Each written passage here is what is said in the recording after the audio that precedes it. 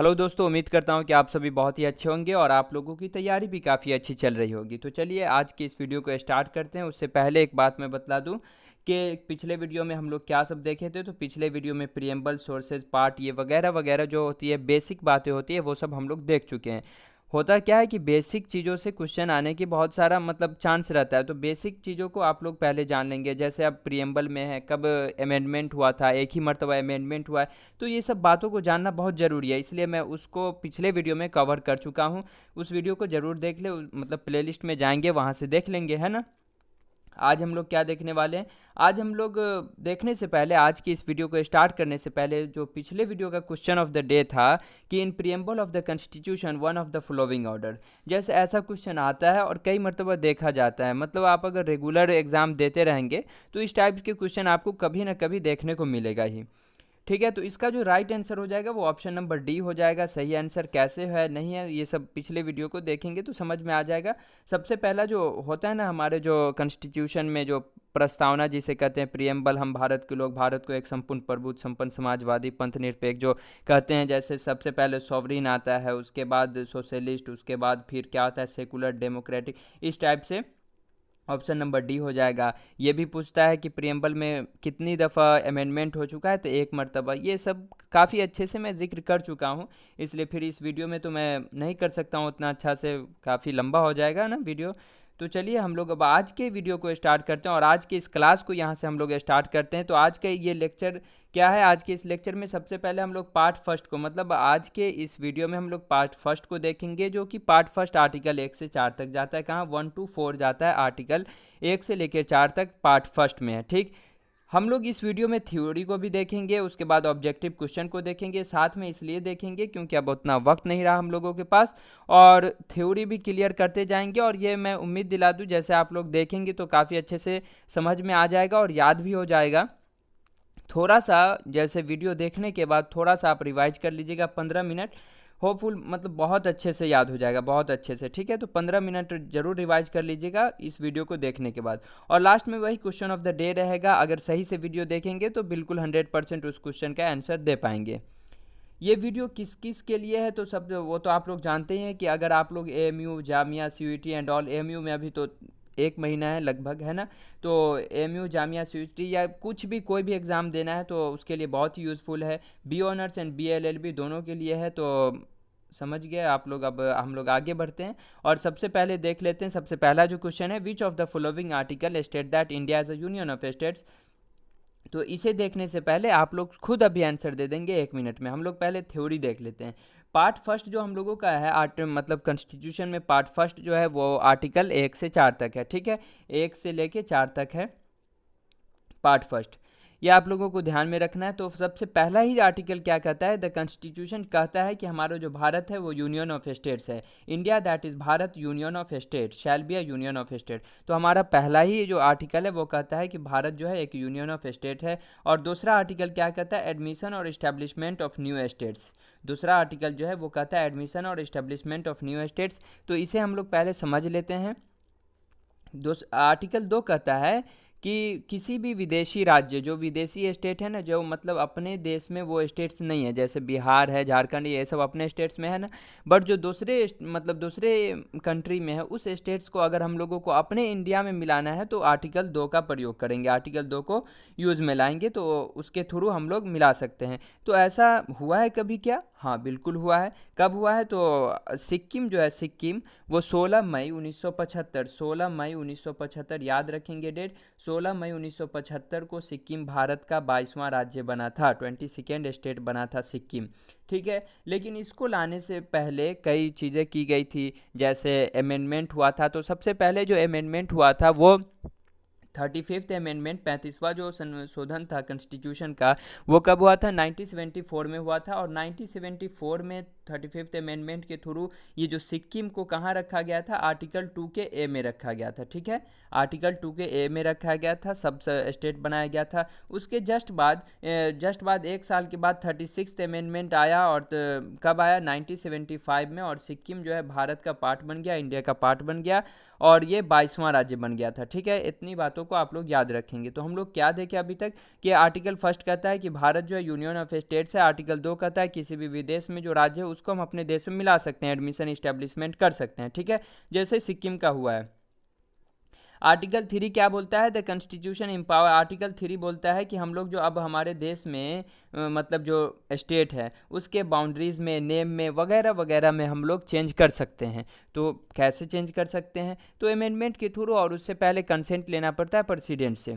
उतने डिटेल में हम लोगों को नहीं जाना है, हम लोग बस जो point exam point of view से इंपॉर्टेंट है हम लोग सारी चीज़ों को कवर अप करते हुए चलेंगे, ठीक है। तो जैसे कोई भी स्टेट है तो उस स्टेट के बाउंड्रीज़ में हम लोग चेंज कर सकते हैं, उसके नाम में चेंज कर सकते हैं। जैसे एग्जाम्पल के तौर पे काफ़ी अच्छे से समझ जाएंगे, बिहार जानते होंगे आप लोग, बिहार और झारखंड। तो बिहार से झारखंड जो अलग हुआ था वो कब अलग हुआ था? तो बिहार से झारखंड, जेएच लिख देता हूँ, कब अलग हुआ था? तो 15 नवंबर 2000 को। कब? 15 नवंबर 2000 को अलग हुआ था।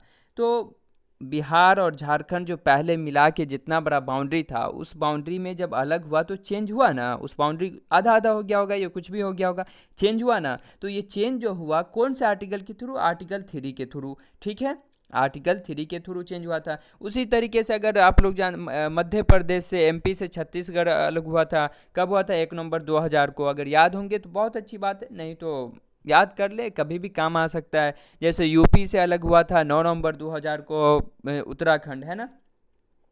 तो यहाँ तक समझ गया। और आर्टिकल 4 जो है यहाँ पर मैं मेंशन करना भूल गया हूँ। आर्टिकल 4 बस ये कहता है कि जो हम लोग आर्टिकल 2 और आर्टिकल 3 में अमेंडमेंट किए हैं वो आर्टिकल 368 से बाहर रखा, मतलब वो अमेंडमेंट 368 से बाहर रखा जाएगा। अब आप लोगों के मन में एक सवाल जरूर उठेगा कि ये आर्टिकल 368 मतलब 368 जो है यहाँ पर क्यों दखल अंदाजी कर दिया, यहाँ पर टांग अड़ाने आ गया 368, ये क्या है? तो ये जो है 368 मतलब आर्टिकल नंबर 368, इसे अमेंडमेंट के लिए रखा गया है, जो कि कॉन्स्टिट्यूशन में हमारे जितने भी अमेंडमेंट होते हैं, वो कॉन्स्टिट्यूशनल अमेंडमेंट की बात कर रहा हूँ, वो आर्टिकल 368 में रखा जाता है, ठीक है। अभी तक टोटल कितने अमेंडमेंट हो चुके हैं? तो मैं आपकी जानकारी के लिए बतला दूँ कि अभी टोटल 105 अमेंडमेंट हो चुके हैं, ठीक है, 105 अमेंडमेंट हो चुके हैं। और ये बात जान ले कि जितने कॉन्स्टिट्यूशनल अमेंडमेंट होते हैं वो आर्टिकल 368 में रखा जाता है, ठीक। बस आर्टिकल जो 4 है यही बातें करता है।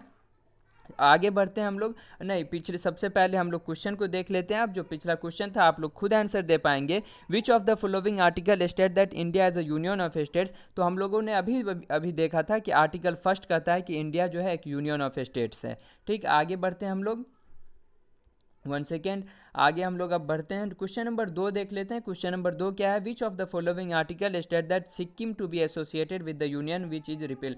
तो क्या है? सिक्किम आर्टिकल 2 के ए में रखा गया था। आर्टिकल 2 के ए में अभी मैं कुछ देर पहले बतलाया हूँ, आप लोगों को याद होगा कि सबसे पहले जो है सिक्किम को मतलब मिलाने के लिए 35th अमेंडमेंट किया गया था 1974 में। तो वब जो किया गया था 1974 में जो किया गया था उसमें आर्टिकल 2 के ए में इसको शामिल किया गया था सब स्टेट बना के। और जब 36th अमेंडमेंट जो हुआ था, 36th अमेंडमेंट, जगह भी नहीं यहाँ पर, कहाँ पर लिखूँ, 36th अमेंडमेंट जो हुआ था कब हुआ था? 1975 में जो हुआ था। तो सिक्किम भारत का 22वां राज्य बन गया था, ठीक है, याद रखेंगे आप लोग। तो इसका जो राइट आंसर हो जाएगा वो ऑप्शन नंबर बी हो जाएगा, आर्टिकल 2 के ए। आगे हम लोग बढ़ते हैं, अगला क्वेश्चन देखते हैं। इन 1950 the constitution of India contain how many classification of state of Indian union? तो इंडियन यूनियन, इंडिया में कितने टाइप के मतलब स्टेट्स को क्लासिफिकेशन किया गया था? तो मैं बतला दूं कि 4 तरीके का। कितने तरीके का था? 4 तरीके का था। हुआ मतलब भाई पहले आप लोगों को पता होगा कि पहले बहुत सारे छोटे छोटे राज्य थे। जैसे अगर आप लोग हिस्ट्री पढ़ेंगे तो मेवाड़ है, उधर उधर ये वो सब अपने अपने में राज्य था। तो बहुत सारे राज्य थे, ऐसा कहा जाता है कि 552, 552 मतलब ऐसे छोटे छोटे राज्य थे। तो प्रिंसली स्टेट जिसे कहते हैं, तो वो थे। तो उसको मिलाने में जो है बहुत बहुत लोगों का मतलब योगदान रहा, जैसे सरदार वल्लभ भाई पटेल हो गए, वीपी मेनन हो गए, माउंट बेटन हो गए, ये सब डीपली बातें हैं। तो अब उसी सब को मिला जुला के जब कितने स्टेट कितने टाइप में रखा गया था, तो 4 टाइप में। पार्ट 1 में प्रिंसली ब्रिटिश प्रोविंस जहाँ ब्रिटिशों का था, पार्ट बी में प्रिंसली स्टेट जहाँ पर राजा महाराजा थे, पार्ट सी में चीफ कमिश्नर और पार्ट डी में यूटी। तो यहाँ पर समझ गए कि 4 टाइप्स थे इन 1950 में। कितने टाइप्स थे? 4 फोल्ड क्लासिफिकेशन किया गया था। ठीक है, ये भी समझ गए कि part A, part B, part C और पार्ट डी में किया गया था। पार्ट ए में ब्रिटिश प्रोविंस था, प्रिंसली एस्टेट था, चीफ कमिश्नर था, यूटी था। चलिए अगला क्वेश्चन हम लोग देखते हैं। क्वेश्चन नंबर 4 है, which of the following is not a member of JBP committee. तो जेबीपी कमेटी क्या है सर? तो जेबीपी कमेटी को पहले बता दीजिए। इसलिए इस तरीके से कंटेंट को तैयार किया हूँ, सबसे पहले क्वेश्चन उसके बाद थ्योरी, ताकि कॉन्सेप्ट क्लियर होता चला जाए और काफ़ी अच्छे से कॉन्सेप्ट क्लियर होगा। बहुत मेहनत लगता है इस कंटेंट को बनाने में, तो प्लीज़ अभी मैं बोल ही देता हूँ, प्लीज़ यार लाइक विक कर दो वीडियो को, है ना, लाइक विक कर दीजिए। चलिए, और अगर पहली मर्तबा आए तो सब्सक्राइब भी कर दीजिए, और दोस्तों में ज़्यादा से ज़्यादा शेयर करेंगे तो मेरा भी हौसला बुलंद होगा, और मतलब वीडियो बनाने का मन करता है, आपका भी फ़ायदा होगा, बहुत फ़ायदा होगा, है ना। तो थोड़ा सा शेयर वर्क कर दिया कीजिए और सब्सक्राइब कर दिया कीजिए। ठीक है, कर दिए ना। चलिए आगे बढ़ते हैं, क्योंकि सब्सक्राइब ही सब कुछ है, आप लोग भी जानते हैं, इतने मतलब ये नहीं ना, सब मॉडर्न आदमी, हम भी मॉडर्न, आप भी मॉडर्न, सब मॉडर्न, सब कुछ जानता है। चलिए, तो हम लोग अभी क्या, अब आते हैं, थोड़ा ये पार्ट ऑफ जोक था, अब हम लोग आते हैं टॉपिक पे अपने। टॉपिक क्या था? JBP committee. जेबीपी कमेटी जानने से पहले हम लोग पहले ये जान लेते हैं कि जो लिंग्विस्टिक बेसिस पर अब बात हो गई कि बात क्या हुई थी कि भाषा के आधार पर हम अपना स्टेट हम बनाएंगे। गुजरात में गुजराती बोला जाता है, तो हम अपना गुजराती लोग अलग बनाएंगे। तो इस टाइप की बात आ गई थी। तो सबसे पहला पूछेगा कि लिंग्विस्टिक बेसिस पर कौन सा कमीशन बना था। तो फर्स्ट कमीशन एस के धार कमीशन बनी थी, जो कि 1948 में, और रिपोर्ट दिया था 1949 में। ठीक है, तो इसके रिपोर्ट को उतना बंदा लोग, जो आदमी लोग था उस टाइम में, उतना मतलब ये नहीं मिला। तो उसके बाद फिर आया, फिर कौन सी कमेटी आई? तो सेकेंड कमेटी जो आई थी, जेबीपी कमेटी। जेबीपी कमेटी आई थी, वो भी 1948 में, रिपोर्ट दिया था 1949 में। और उसमें कौन कौन थे? जवाहरलाल नेहरू, वल्लभ भाई पटेल, पताबी सीतारमैया। ये इसे आप लोग याद रखेंगे, तो 3 आदमी थे। तो ये क्वेश्चन क्या बोल रहा था? ये क्वेश्चन बोल रहा था कि जेबीपी कमेटी में कौन नहीं थे। तो जवाहरलाल नेहरू तो थे, जे से जवाहरलाल नेहरू, भी से वल्लभ भाई पटेल, और पी से आप लोग याद रखेंगे पटाभी सीतारमैया। और पोट्टी श्री रामलू जो है, पोट्टी श्री रामलू के बारे में एक बात मैं बता दूं, अभी हम लोग आगे पढ़ेंगे पोट्टी श्री रामलू के बारे में, कि जब फजल अली कमीशन आया था, तो मतलब अभी जैसे नहीं, जेबीपी कमेटी के बाद जो है पोट्टी श्री रामलू नामक जो एक आदमी थे, वो 56 दिन के लिए, 56 दिन के भूख हड़ताल पे बैठ गए थे कि हम लोग अपने भाषा के आधार पर अपना हम बनाएंगे स्टेट। तो फाइनली 1 अक्टूबर 1953 को, 1 अक्टूबर याद रखेंगे डेट, 1 अक्टूबर 1953 को आंध्र प्रदेश जो है, आंध्र प्रदेश वो लिंग्विस्टिक बेसिस पर राज्य मतलब सबसे पहला राज्य ऐसा है जो कि लिंग्विस्टिक बेसिस पे बना। इस टाइप का क्वेश्चन आएगा तो कौन है वो पहला राज्य? वो आंध्र प्रदेश है। ठीक है, कब बना? 1 अक्टूबर 1953 को। और पोट्टी श्री रामलू जो थे 56 दिन के भूख हड़ताल पे बैठ गए थे, और इनका डेथ हो गया था 1952 में। ठीक है, तो ये पोट्टी श्री रामलू के बारे में जान गया, और ये भी जान गया कि सबसे पहला जो था वो लिंग्विस्टिक बेसिस पर कौन सा स्टेट बना था। ये भी जान के काफ़ी अच्छे से आप लोगों को समझ में आ रहा होगा, है ना, समझ में आ रहा है ना। चलिए, अब तो यहाँ पर कंफ्यूज नहीं ना है कि जेबीपी कमेटी में कौन नहीं थे। पोट्टी श्री रामलू से याद रखेंगे आंध्र प्रदेश को, कि आंध्र प्रदेश को जो मतलब बना था लिंग्विस्टिक बेसिस पर, वो पोट्टी श्री रामलू से उधर लगाव है। बाकी जवाहरलाल नेहरू, वल्लभ भाई पटेल, पताभी सीतारमैया। ठीक है, यहाँ तक आप लोग काफ़ी अच्छे से समझ गए होंगे, मैं यही उम्मीद कर सकता हूँ। अगर कोई दिक्कत है तो कमेंट वमेंट कीजिए, इंस्टाग्राम पे मैसेज कीजिए, वहाँ से भी मैं रिप्लाई दे दूँगा, और टेलीग्राम को ज्वाइन कर लीजिए, है ना। चलिए, यहाँ तक तो हो चुका है। फ़ज़ल अली कमीशन, फ़ज़ल अली कमीशन बहुत ही इंपॉर्टेंट है, क्योंकि यहाँ फ़ज़ल अली कमीशन बहुत इंपॉर्टेंट है। फ़ज़ल अली कमीशन में टोटल 3 मेंबर थे। जो इंपॉर्टेंट बात है ना, बस उसी को कवर अप किया हूँ, क्योंकि एग्ज़ाम बहुत नज़दीक है, और उसी तरीके से हम लोगों को अच्छे से तैयारी करना है, एक भी चीज़ छूटेगा नहीं, ये मेरा वादा है आपसे। थोड़ा सा मतलब एक्टिव नहीं रह पाता हूँ, अगर एक्टिव रहूँ तो समझ गए बात को। चलिए, फ़ज़ल अली कमीशन, मतलब फ़ज़ल अली कमीशन में 3 मेंबर थे, Fazal Ali, H N Kunzru and K M Panikkar. ठीक है, 3 मेंबर थे, आप लोग याद रखेंगे, Fazal Ali, H N Kunzru and K M Panikkar. Formation कब हुआ था? 1953 में फॉर्मेशन हुआ था, रिपोर्ट 1956 में दिया गया था। और फजल अली कमीशन जो रिपोर्ट दिए थे, उस रिपोर्ट को हम लोग किस नाम से जानते हैं? स्टेट रिफॉर्मेशन, मतलब द स्टेट रीऑर्गेनाइजेशन एक्ट के नाम से भी जानते हैं, जो 1956 में रिपोर्ट दिया गया था। और इस रिपोर्ट में क्या कहा गया था, सीधे सीधे मैं बतला दूं कि इस रिपोर्ट में कहा गया था 7th कॉन्स्टिट्यूशनल अमेंडमेंट 1956 के थ्रू ये रिपोर्ट आया था, और इसमें कहा गया था वो जो अभी हम लोग पिछले मतलब स्लाइड में पढ़े हैं ना कि 4 टाइप के स्टेट थे, A B C D, तो उसको ख़त्म कर दिया जाए और स्टेट और यूनियन टेरिटरी रहे, जो यूटी रहे, स्टेट और यूटी। तो उस समय जिस समय ये रिपोर्ट दिए थे उस समय टोटल कितने थे? जैसे आज 28 स्टेट है और 28 स्टेट और 8 यूनियन टेरिटरी है, ठीक है।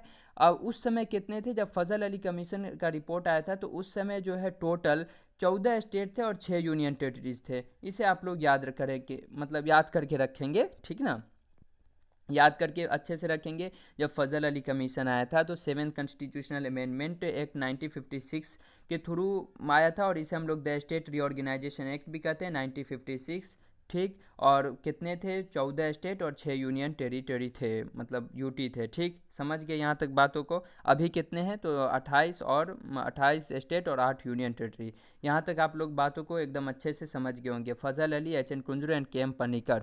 अच्छे से वीडियो को देखिए और अच्छे से समझिए, अच्छे से याद भी हो जाएगा, सब कुछ याद हो जाएगा।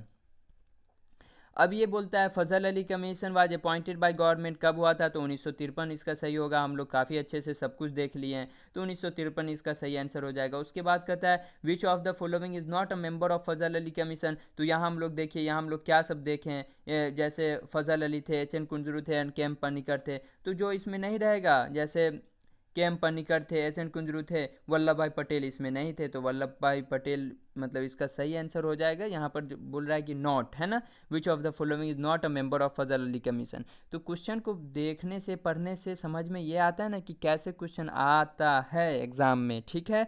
नॉट रहेगा, आप लोग मार दीजिएगा, ऊपरे वाला को पढ़िएगा कि एच एम पन्नीकर, हाँ चलो गोल कर दो, हो गया आंसर। तो ऐसे काम नहीं ना चलेगा, गलती हो जाएगा, सब कुछ खराब हो जाएगा। तो सब कुछ देख हो के क्वेश्चन को अच्छे से पढ़ना है। अगला क्वेश्चन क्या है? On the recommendation Fazal Ali commission, मतलब कि कितने स्टेट थे, कितने थे? तो अभी मैं बताया हूँ कि 14 स्टेट थे और 6 यूनियन टेरिटरी थे। ऑप्शन नंबर बी सही हो जाएगा, है ना। उसके बाद अगला क्वेश्चन क्या है? Which of the following become the 15th state of Indian union. अब इंडियन यूनियन का 15वां स्टेट, जैसे सिक्किम जो था 22वां स्टेट बना था, है ना। तो 15वां स्टेट कौन बना था, इसको अब जानने के लिए यहाँ पर मैं आंसर बतला देता हूँ कि गुजरात था। अब यहाँ पर थोड़ा लंबा कहानी है, चलिए अब हम लोग देखते हैं, थोड़ा देखते चलेंगे हम लोग। सबसे पहले यहाँ पर देख लीजिए, new state and union territories created after 1956। बहुत मेहनत लगता है दोस्त, बहुत मेहनत, सही में कह रहा हूँ, बहुत मेहनत लगता है। अभी पसीना पसीना हो गया हूँ। सब्सक्राइब कर दो यार, कर दो। चलो सबसे पहले देखो, महाराष्ट्र एंड गुजरात 1960 में हुआ था, जो अलग अलग हो गया था। Gujarat was establish in the 15th state. आप लोग अच्छे से पढ़ लेंगे, यहाँ पर मैं जो हाईलाइट किया हूँ उसको आप लोगों को मैं बतला दे रहा हूँ, ठीक है, क्योंकि वीडियो लंबी हो जाएगी बहुत। दादर एंड नागर हवेली जो है वो 1954 में क्या बोलता है, it was converted into a union territory of India by the 10th constitution amendment act 1961 से। तो दादरा एंड नागर हवेली कौन से अमेंडमेंट के थ्रू? 10th अमेंडमेंट के थ्रू। अगला हम लोग देखते हैं गोवा दमन एंड दीव। गोवा एंड दमन दीव कौन से अमेंडमेंट के through? 12th constitutional amendment act 1962 के थ्रू हुआ था। और ये चीज़ों को आप लोग अच्छे से याद रखेंगे, क्योंकि पूछता है और इसमें कुछ समझाने वाली बात नहीं है, क्योंकि इसको याद ही करना पड़ता है, ठीक ना, इसको याद ही करना पड़ेगा, तो याद ही कर लीजिएगा। क्या समझाऊँ, इसमें कुछ समझाने वाली बात नहीं है। अगला देखते हैं हम लोग, अगला क्या है? पुडुचेरी, इसमें क्या बोलता है? Union territory by the 12th constitutional amendment के थ्रू हुआ था। एक सेकेंड, 12th कॉन्स्टिट्यूशनल अमेंडमेंट अभी हम लोगों ने मतलब 12th या मतलब 14वां कॉन्स्टिट्यूशनल अमेंडमेंट है, ठीक है। नागालैंड देख लेते हैं, नागालैंड 16वां है, 16th कॉन्स्टिट्यूशनल अमेंडमेंट है। अगला हम लोग देख लेते हैं हरियाणा, चंडीगढ़, हिमाचल प्रदेश को आप लोग देख लेंगे अच्छे से। 17 है, क्या है ये नहीं है, सब कुछ अच्छे से देख लेंगे आप लोग। शाह कमीशन 1966 के थ्रू ये सब हुआ था। 1971 the union territory Himachal Pradesh was elevated the 18th of the Indian union. ये सब अच्छे से आप लोग देख लेंगे, क्योंकि इसमें कुछ समझाने वाला नहीं है, जैसा कि पिछले था तो एकदम याद हो गया होगा हर चीज़, है ना। लास्ट में एक मरतबा और मैं बतला दूंगा, जैसे मणिपुर है, मणिपुर, त्रिपुरा एंड मेघालय, इसका ये करेंगे कि स्क्रीनशॉट भी ले लेंगे, है ना। मणिपुर, त्रिपुरा एंड मेघालय 1972 में हुआ था, 19th 20 और 21st रिस्पेक्टिवली बना था मणिपुर, त्रिपुरा एंड मेघालय 1972 में, ठीक। ये पूछ सकता है ना कि 20वां स्टेट कौन बना था, तो त्रिपुरा बना था, लेकिन उतना नहीं पूछता है, मिला जुला के नॉलेज के लिए पढ़ लेंगे। ऐसे मैं ला दिया हूँ सब कुछ। सिक्किम है, सिक्किम 36th कॉन्स्टिट्यूशन। अभी तो हम लोग सिक्किम के बारे में बहुत अच्छे से जाने, यहाँ पर भी एक मरतबा जान लेते ताकि हम लोगों को याद रहेगा। जैसे 36th कॉन्स्टिट्यूशनल अमेंडमेंट 1975 में 22nd बना था, इसके बारे में ज़्यादातर पूछता है, इसलिए इसे आप लोग याद रखेंगे, ठीक है। सबसे पहले जो हुआ था 35th अमेंडमेंट हुआ था, वो कब हुआ था? 1974 में हुआ था। 1974 में करके आर्टिकल 2 के ए में रखा गया था इसको, सिक्किम को। उसके बाद जो फाइनली 36th अमेंडमेंट के थ्रू हम लोग भारत का 1975 में भारत का ये 22वां राज्य बन गया था, ठीक है। ये आर्टिकल 2 में लिखा गया है कि हम लोग किसी भी विदेशी राज्य को अपने राज्य में मिला सकते हैं, समझ गए। उसके बाद है मिजोरम, अरुणाचल प्रदेश, ये सब 23rd एंड 24th है, 1987 में हुआ था। आगे बढ़ते हैं हम लोग, आगे क्या बोलता है। आगे नेक्स्ट है छत्तीसगढ़, उत्तराखंड एंड झारखंड वाली बात आ जाती है। अब 2000 की बात है, ये 26, 27 और 28 है। तेलंगाना 2014 में बना था, जो कि 29th स्टेट था। लेकिन अब कहेंगे कि सर यहाँ पर 29 मतलब 29वां राज्य बना था तेलंगाना। आप बोल रहे थे कि अभी 28 ही राज्य है और 8 केंद्र शासित प्रदेश है। तो कैसे है, मैं अभी बतला देता हूँ। सबसे पहले आप लोग देख सकते हैं यहाँ पर कि जम्मू एंड कश्मीर जो था, जम्मू एंड कश्मीर और Ladakh, reducing the number of 21 in state to 28, या ये स्टेट था, स्टेट से घटा के अब यूनियन टेरिटरी हो गया। तो रुकिए इसको अच्छे से समझा दूँ। मतलब दो union, now it is no more a state, it's bifurcated into 2 union territories of Jammu and Kashmir and Ladakh. तो reducing the number of 21 states to 28। अब जो मतलब कि जम्मू कश्मीर एक स्टेट था, तो अब यूनियन टेरिटरी हो गया, तो एक घट गया, तो 28 स्टेट बचे, है ना। उसके बाद swelling the number of 7 union territory, और अभी मतलब ना 9 थे। After the merger of Daman and Diu, दमन और दीव को मिला दिया गया, और दादर एंड नागर हवेली को, तो कितने हो गए? टोटल 8 हो गए। तो इसी तरीके से अभी 28 स्टेट और 8 यूनियन टेरिटरीज है। उतना समझने की कोई बात नहीं है, यहाँ पर सीधे आप लोग ये याद रखेंगे। ये नहीं पूछेगा कि कौन को किस में मिला दिया, क्या हुआ। ये पूछेगा कि टोटल कितने यूनियन टेरिटरी है अभी और कितने स्टेट है। तो 28 स्टेट है और 8 यूनियन टेरिटरी है। यहाँ तक हम लोग देख चुके हैं, कोई क्वेश्चन तो इधर नहीं है बाकियों की। तो चलिए हम लोग आगे बढ़ते हैं। सबसे पहले अब क्वेश्चन देख लेते हैं। क्वेश्चन क्या है? क्वेश्चन है which of the following were constituted as union territory by 12th constitutional amendment. तो हम लोगों ने अभी पिछले देखा कि गोवा, दमन एंड दीव। जब पढ़ेंगे ना तो सब कुछ याद हो जाता है, बहुत अच्छे से याद हो जाता है, ठीक है, बहुत अच्छे से याद हो जाएगा, ठीक ना। अगला क्वेश्चन देखते हैं। क्वेश्चन नंबर 10 है the boundary of a state in India can be altered through the procedure let down. मतलब बाउंड्री, जैसे कि हम लोग तो अपने विदेशी स्टेट को अपने इंडिया में तो मिला लिया, अब अपने अगर इंडिया में किसी स्टेट के बाउंड्री को इधर उधर करना है तो वो किस आर्टिकल के थ्रू? आर्टिकल 3 के थ्रू, है ना। यहाँ पर मैं एक मरतबा रिकैप कर देता हूँ और सभी को कंक्लूड कर देता हूँ।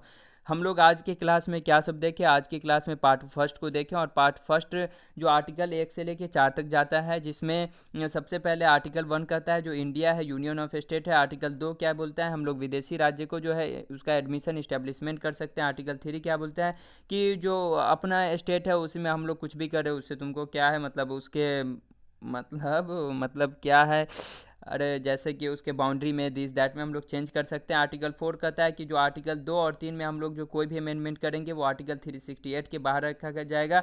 जो आर्टिकल 368 क्या है, वो कॉन्स्टिट्यूशनल अमेंडमेंट जो होता है उसे इसमें रखा जाता है। ये सब बातें कुछ। सबसे पहला जो सबसे इंपॉर्टेंट क्वेश्चन ये है कि लिंग्विस्टिक बेसिस पर सबसे पहला कौन सा स्टेट बना था? तो आंध्र प्रदेश बना था। और श्री रामलू जो था वो 56 दिन के इस पे बैठ गया था, मतलब भूख हड़ताल पे, और 1952 में उनका डेथ हो गया था। और 1953 में 1 अक्टूबर 1953 को आंध्र प्रदेश बना था, ठीक है, स्टेट, वो भी लिंग्विस्टिक बेसिस पे। कुछ 3 कमेटी आई थी। 3 कमेटी कौन कौन थी? सबसे पहले तो आया था केदार कमेटी 1948 में, उसके बाद जेवीपी कमेटी आई थी, उसके बाद आई थी क्या? फजल अली कमीशन। अब तीनों के बारे में बहुत अच्छे से मैं बता चुका हूँ। जो केदार 1948 में आई थी, जेबीपी भी 1948 में आई थी, फजल कमीशन 1953 में आई थी, और रिपोर्ट दिया था 1956 को। उसके बाद 1956 में जो रिपोर्ट दिया गया था 7th कॉन्स्टिट्यूशनल अमेंडमेंट 1956 के थ्रू, और इसे स्टेट रीऑर्गेनाइजेशन एक्ट भी कहते हैं। फजल अली कमीशन के मतलब फजल अली कमीशन जो रिपोर्ट दिए थे उस समय कितने स्टेट थे, तो 14 स्टेट थे और 6 यूनियन टेरिटरी थे। ये बहुत इंपॉर्टेंट क्वेश्चन है और अच्छा है, इसे आप लोग याद रखेंगे। तो यहाँ तक तो काफ़ी अच्छे से आप लोगों को हर चीज़ समझ में आ गया। अगर कुछ नहीं समझ में आया है तो फिर कमेंट कीजिए, लेकिन हम लोग आगे देख लेते हैं क्वेश्चन ऑफ द डे। अगर आप लोग सही से वीडियो देखे होंगे तो इसका आंसर आप लोग कमेंट करके ज़रूर बताएंगे और वीडियो कैसी लगी ये भी बतलाएंगे, ठीक है। तो इसका आंसर आप लोग बता देंगे, हम लोग नेक्स्ट वीडियो में बताएंगे। तो थैंक यू सो मच यहाँ तक वीडियो देखने के लिए। और यहाँ तक अगर देखे लिए हैं तो सचमुच अगर आप लोग पढ़ना चाहते हैं तो थोड़ा सा सब्सक्राइब कर दीजिए, कमेंट अच्छा अच्छा कीजिएगा, क्योंकि दिल खुश हो जाता है और कमेंट पढ़ने से वाकई में दिल खुश होता है। और जो एफ़र्ट लगता है ना, बहुत एफ़र्ट लगता है वीडियो बनाने में, जैसे पूरा कंटेंट तैयार करना पड़ता है। समझ सकते हैं आप लोग बातों को, आप लोग भी मॉडर्न ज़माने के लोग हैं, तो ऐसा नहीं है, बहुत वक्त लगता है। तो इसलिए आप लोग सब्सक्राइब करें चैनल को और टेलीग्राम को ज्वाइन कर लीजिए, ठीक है।